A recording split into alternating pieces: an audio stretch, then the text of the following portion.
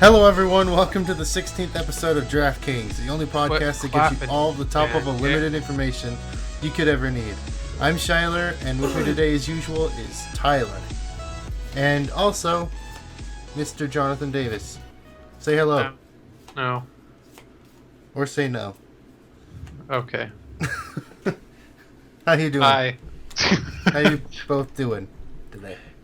Absolutely horrible.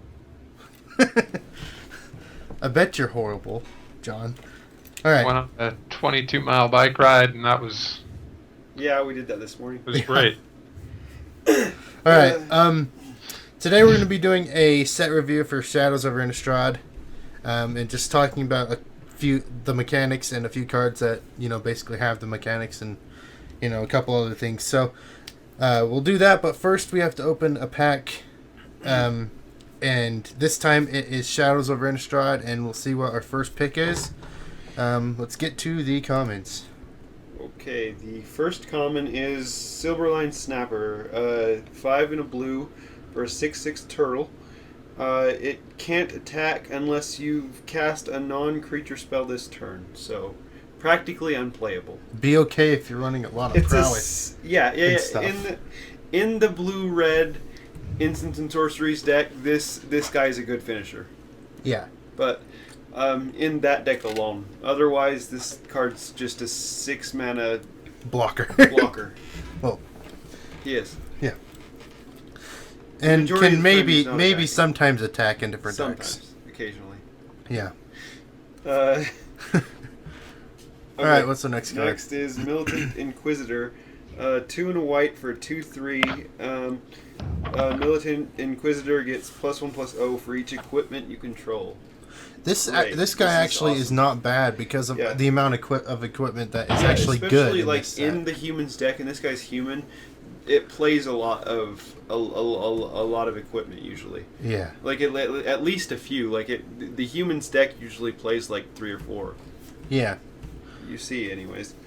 I mean, and not to mention the fact that some of the good equipment is actually common and uncommon, and makes it even better. It's a decent sized creature. 2/3 is not bad, and then it just gets bigger. Yeah, because sometimes you could get a lot of equipment in a draft, and just basically whenever you see these guys, you pick them up, and you're like, I have like a 7/7. Decent little creature. Yeah. All right. What's our next card? Storm Rider Spirit, 4 and a blue for a 3/3 flying flash. Which is just a really solid big flyer. I mean, yeah. It's pretty good. That's solid. Mm-hmm. Yeah. It's solid for 5 mana, 3/3 flyer. I always get at the fact that 5 mana for 3/3 does not seem good to me. But it has flash and flying, two very important abilities. Yeah. The evasion is huge and limited. I guess, flying over stuff is just the best thing you can do. Yeah. Gone Missing. It's 4 and a blue for a sorcery. Put target permanent on the top of its owner's library and investigate. Yeah, like we were saying earlier, it would be better if it were at 4. This would be way better at 4. At 5, this is not that great. Yeah. It's not very good. It would have been, at 4 it would have been awesome, but the way to make it better... The fact that it's permanent is really good. Yeah. Is it the only card that bounces a permanent? Or is it... I think in the set, yeah. Yeah. There's only one other bounce spell, I believe, right? I might put it in my sideboard. Yeah. I'd probably board it in against some decks. Yeah, this would probably be good if someone's running something that has to do with clues. Like, if someone's running Fleeting Memories, and you have no other way of getting rid of it, maybe this is your way of getting rid of it. Yeah. Maybe. But other than that, not much use. Alright, Ethereal Guidance, 2 and a white for a sorcery. Creatures you control get +2/+1 until the end of the turn. Yay, sorcery speed. Sorcery speed combat trick, they're never that good. The art's pretty cool, though. Very good. That's something to say. Yeah. I like it. Mm-hmm. The art, at least, not the card, but... Okay, what's next? Okay, it's Moldgraph Scavenger. It's 1 and a green for a 0/4 with Delirium. Moldgraph Scavenger gets +3/+0 as long as there are 4 or more card types among cards in your graveyard. Very good if you can get Delirium. Great in the black-green Delirium deck. Yeah. Amazing. Otherwise, He's pretty good. He's still a 2-mana 0/4 blocker, and it blocks most things in the format. So that's something to say. Yeah, I had this guy played against me in an aggro deck, Uh-huh. believe it or not. And Delirium is so easy to hit. Delirium is super easy to hit. He'll often be It's a way 3/4 easier for 2. than anybody realized before Yeah. we started playing this. It's like, I don't know Right. how good Delirium's going to be. Especially in green but- because you have the green vessel, and Yeah. the vessel just activates Delirium on its own. Yeah, and then also the like pieces of the puzzle will activate it, Yeah. and Yeah, other instants and so much- sorceries that you. there's so much to green that or any. I mean, you can get Delirium with any type of deck in this format. Yeah, with just casting instants and sorceries and then creatures dying can get you almost to Delirium by and then itself. this can be a 2-mana 3/4. Yeah. Suddenly, it's the best card in the pack. It was the best card in the pack, anyways. So far. Voldaren Duelist, 3 and a red for a 3/2 haste, and when it enters the battlefield, target creature can't block this turn.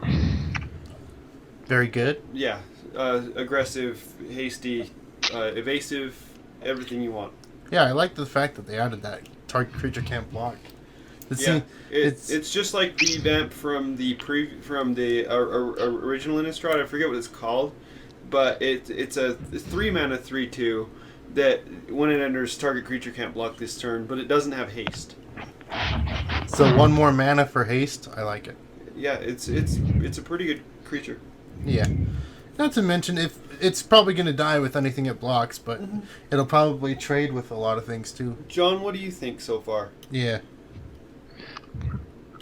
Give us your input. I'd take the Duelist. So far? Yeah. Yeah. Yeah. All right. All right, Watcher in the Web, 4 and a green for a 2/5 spider with reach. Watcher in the Web can't block. It can block an additional 7 creatures each combat, so it can block 8 creatures total. It's the 100-handed one's pet, like I said earlier, when Shadows was released or whatever. It literally is, I think. Oh, well, Well, not literally, not like story-wise, but it makes sense that he would have the same type of ability if he was his pet. I don't know. Who doesn't want a pet Yeah. spider? It'd be funny if that had Flash. Yeah, that would be way. A flash reach can block 7 additional creatures. Holy crap! Flash at him, block everything, and then kill them the next turn. Yeah, flash it in block 13. Well, yeah, that's exactly what it does. It just blocks their whole team. It absorbs the whole attack, and then you crack back. Yeah. Basically, it would be way better with flash. Or madness even would work that way too. I feel like it'd be almost Yeah. OP with Flash, though. Yeah. Like, Like, it'd just be way Flash is ridiculously more of a OP. green ability, though. Madness is more of a red-black ability. yeah. Is there any madness in green that No. I can think of? There isn't Oh, any. okay, then not madness.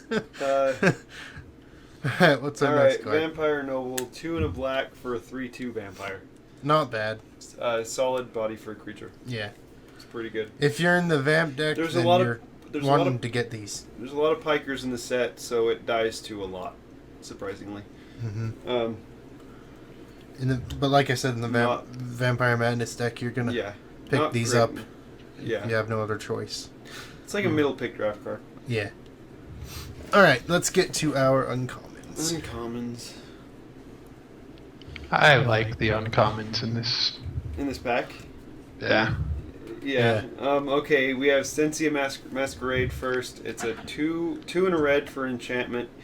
Attacking creatures you control have first strike, and whenever a vampire you control deals combat damage to a player, you put a 1/1 counter on it. And you can cast it for madness for 2 and a red. This is huge in the blood in the That's black awesome. vampire deck. Yeah. If you're playing at least like 8 or 9 vampires, this is just the best card in your It whole gives deck. the vampire ability to vampires, which is what you want. I still think that mechanic needs a name. Yeah. Bloodlust was a good idea. Yeah, I came up with Bloodlust. Yeah. I think that it should be called Bloodlust. Yeah, that makes a lot more sense than anything else. John, do you have any ideas for the name? I like Or Bloodlust. do you like Bloodlust? Yeah. Yeah. Yeah, everyone likes Bloodlust. Wizards, take that into consideration. All right, what's our next card? Push for that, everybody. Let's make a GoFundMe or Patreon or something. Yeah. Hashtag call it. We're Just gonna do get it a on- petition. We're gonna. Yeah, let's petition this. We have to call this ability. Just do it on Twitter. Just hashtag Bloodlust. Yeah. Hashtag make it bloodlust or something. I don't Yeah. know. Okay. Moonlight Hunt. It's 1 and a green for an instant. Choose target creature you don't control. Each creature you control that's a wolf or a werewolf deals damage equal to its power to that creature. So, Kill spell most of the time. target creature is fracked. It's good. It's good in the one deck, in the werewolf deck. Yeah, that's the only place you can play it. Yeah, but it's amazing in that deck. Yeah. You can first pick this card, but then you have to, like, if you want to use it, you have to rely on getting at least, like, how many werewolves would you say you'd run at the lowest to make this card useful? Like I would many just you hope have that to you're have, doing like, the 5 tribal werewolves? deck. At the least, yeah, 5 or 6 Yeah, to make this good. yeah. To at What least were you make it saying, even John? possible. What were you saying, John?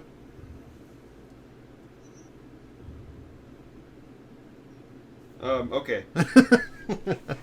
Gibbering Fiend. 1 in a red for a 2/1. When it enters the battlefield, it deals 1 damage to each opponent. And at the beginning of each opponent's upkeep, if there are 4 more card types among cards in your graveyard, it deals 1 damage to that player. Yeah. So yeah, this pings every turn, literally, if you have Delirium. What if you went red green Delirium with that other You card could. too? And put a few vessels in there to advance Delirium. You could. Yeah, you could. And then, like, use this guy as, like, one of your win conditions, maybe? Yeah. This is a small win He would be condition, good. but, you know. It's small, but it's mighty. Yeah. Firefly reference. Have it for long enough. It's gonna do it. Just in case you didn't catch it. What was that, John? I say, have it for long enough, it's going to deal quite a bit of damage. Yeah, it is. Yeah. The fact that it has 2 powers, nothing to You just let it throw sit. away. You Late just game. let it what? If it's late game, you just let it sit. Yeah, Sit. exactly. And it'll just ping their life away. It's like, you'll have to kill this with a won kill a spell draft if you want game this in my last stop. draft by pinging not with this guy, but with the witch that flips into an enchantment that drains them every turn. I won a draft by pinging him with that. Like a cursed witch or something? Yeah, Cursed Witch. Yeah. So pinging really does work a lot of the time. Yeah. And then it can also become in handy if you go red-black and, you know, that sort of idea, and then you get lucky and So you open can even Triskaidekaphobia. Yeah, exactly. And just when they're at 13, you're just like, game's over. Yeah. Because it's your trigger, you get to choose the order that they go on the stack. So Yeah. when they're at 13, you can kill them before the damage goes off. Yeah. Alright, and now we get to our rare, which is... Brain in a Jar. Yay! Sort of. 2 mana for an artifact. With the abilities, you can pay 1 and tap it. Put a charge counter on Brain in a Jar. You may cast an instant or sorcery card with converted mana cost equal to the number of charge counters on Brain in a Jar from your hand without paying its mana cost. And you can pay 3 and tap it, remove X charge counters from it, and scry X. It's the Aether Vial for instants and sorceries. That's what everybody says. Sort of. It's not exactly right. I don't think it makes sense. It's a sense. non-playable version of Aether Vial. I don't think it makes sense to like physically It's just these require more mana to copy a spell than it is, or to put a spell in for free than it is to put a creature in for free. I mean, I could see it in EDH. Yeah, you could really do some I crazy could stuff see with this this. being playable in like that new blue-green commander from the new commander deck. Izuri? No, The- blue-red. Sorry, Blue-red. The Mizzix? Yeah. Yeah. I think it's Mizzix. But anyways, yeah, in that kind of a deck, this would be awesome. Yeah, definitely.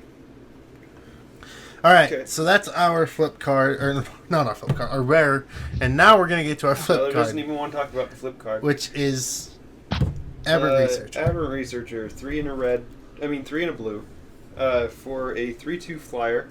At the beginning of your upkeep, put the top card of your library into your graveyard. If it's an instant or sorcery card, transform Aberrant Researcher into Perfect Form, which is a 5/4 flyer. So it's great in the blue-red deck. It's okay in other decks. I mean, it's pretty good. All right, so that's our pack. Who would we That's pick the pack. first? I'm thinking the Voldaren Duelist because it fits Yeah. into more decks. Yeah, I'm kind of torn between the Duelist, the Gibbering Fiend, and the other Delirium card, whatever it was called, the Moldgraph Scavenger. Yeah. Because that's even a fine first pick in my mind. So either one of those I'd be happy with, but I'd be most happy with the Duelist, I think, just because then it gets through, and I get damage through, which is it gets your other creatures through too. Yeah. I mean, it just puts pressure on your opponent, which is always good. Yeah. All right. So for the set review, we just want to go through a few mechanics. First, we'll start off with Delirium. So we'll just bring up the card that was in this pack, the Gibbering Fiend. So Delirium is basically just if you have 4 or more card types among cards in your graveyard, then it does something. Yeah, it's So- usually a trigger. With Gibbering Fiend, for instance, like we were talking about, it just continually hits a player for Things 1 player on their upkeep. on their upkeep. So Mhm. unbeatable damage. Yeah. In the same cycle, there's like Topple, which is probably one of the best white cards in the set. Yeah. I mean that taps some. If you don't remember Magic Origins draft, that Sentinel that was 6 mana, like 5/6 or something like that. That tapped down a creature on the beginning of each of their upkeeps too. And that was like exactly what you wanted for white in Magic Origins draft. Yeah.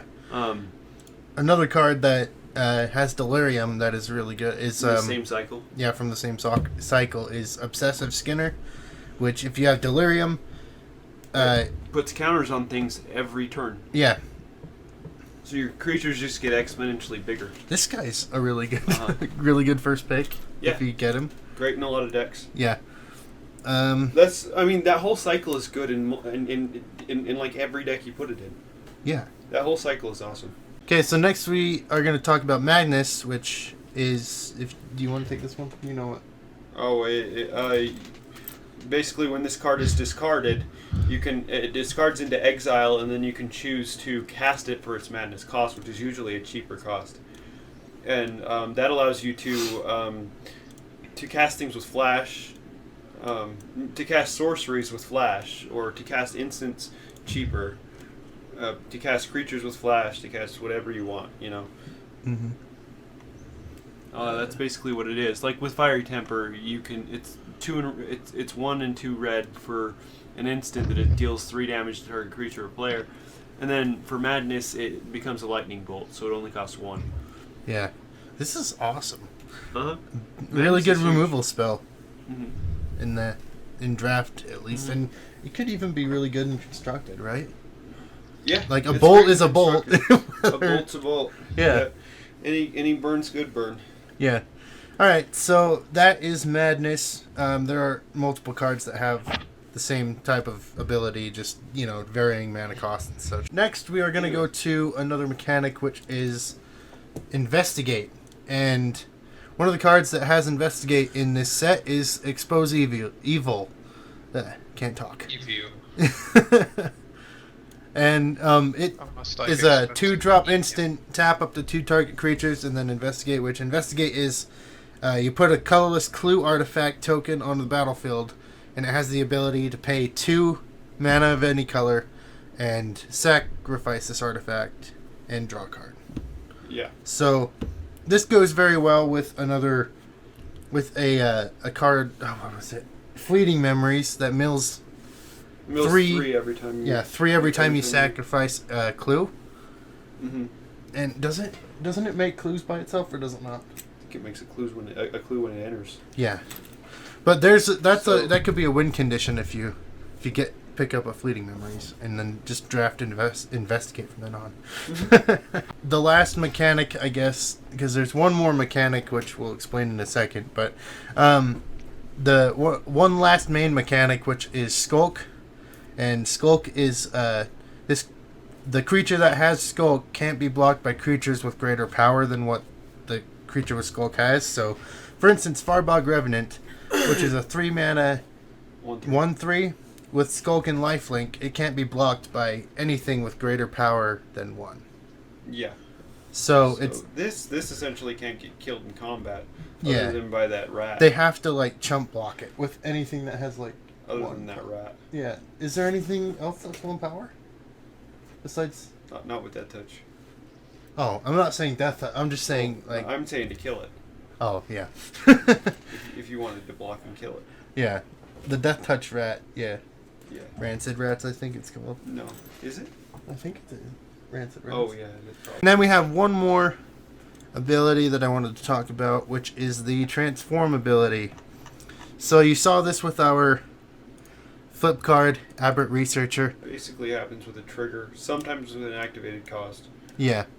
But it's basically we call it a flip card because it literally just flips from one side to the other side, and either becomes bigger or becomes something different, like an enchantment, or something like a curse switch is creature. Is it a creature first, then an enchantment? Mm-hmm. And then Skin Invasion is the opposite. It's an enchantment first. Yeah. So there's things like that. There's a creature that transforms into equipment too. Yeah. And Aberrant Researcher is just a creature on both sides, but it just continuing the evolution of Delver of Secrets, if you remember that from original Innistrad. Not as good as Delver, but it's... Yeah, it's just he kept... Yeah, it's doing research and became the perfected form. It's the third evolution of Pokedelver. Pokedelver. Yeah, this game should well, just he's be effectively a Pokemon now. Yeah. Now that he has 3 evolutions. Yeah. I guess that makes sense. Alright, John, add something to this. You've been super quiet. Delver is cool. Delver is cool. Delver is cool. There you go. That's the word from John. Alright. Do you have anything else to add, Tyler? Do you want any other cards you wanted to bring up or anything? No. Shadows of Innistrad. We've drafted. I've drafted once. Tyler's drafted twice, 4 times. Sorry. And I've 2-1 3 out of the 4 times. And what was the other one? Oh yeah, it was the other one I 0-2'd. Yeah. Or 0-3'd. That was on online though. Oh yeah. So, it's just the beginning of Shadows of Innistrad. Limited stuff, and we'll keep bringing you more and more on this in the future, on how interactions between cards are, and how good certain cards are against other things and stuff like that. But that's it for this episode, guys. Thank you for watching. You can follow me on Facebook and Twitter and YouTube at ChyGuy768, and you can follow Tyler on Tyler A. Hill 7918 on Twitter and The Edge 452 on YouTube. And John, where can they reach you? JoeJack56 on Twitter. All right, JoeJack56 on Twitter for John. Yeah, I think and that's YouTube. It. And YouTube. Yeah. Also the group and Facebook. Yeah, and also we started a group channel which is called Jacked Up Gaming. You can check that out. We do other gaming stuff on it. Yeah, it's a group channel between Tyler, me, and John, and possibly other people. And videos will be coming up more and soon. So stay tuned for that. But until we meet again, may you all draw well, but most of all, have fun.